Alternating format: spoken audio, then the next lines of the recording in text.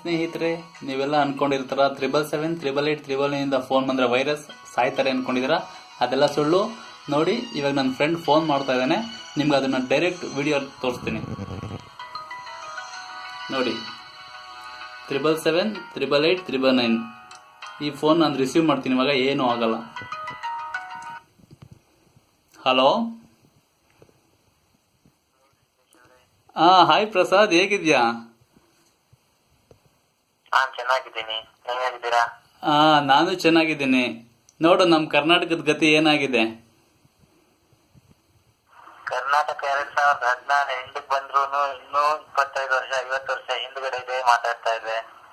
ನಮ್ ಜನಗಳು ಎಷ್ಟು ದಡ್ರು ಅಂದ್ರೆ, ಆಫ್ಟರ್ ಆಲ್ ಒಂದು ಫೋನ್ ರಿಸೀವ್ ಮಾಡ್ರೆ ಸತ್ತೋಗ್ಬಿಡ್ತೀವಿ ಅಂತ ಹೇಳಿದ್ರೆ ನಂಬ್ತಾ ಇದಾರಲ್ಲ.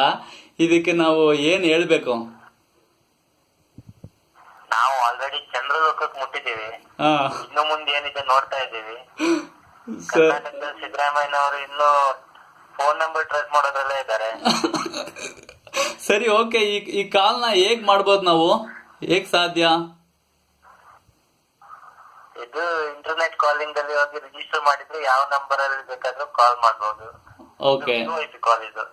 ಸರಿ, ಓಕೆ ಪ್ರಸಾದ್.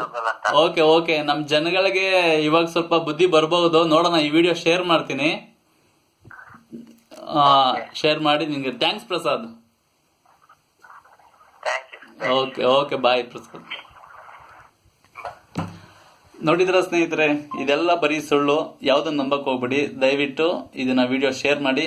ಯಾರು ಹೆದರ್ಕೊಳ್ಳೋದು ಬೇಡ. Okay, thank you, bye, good night.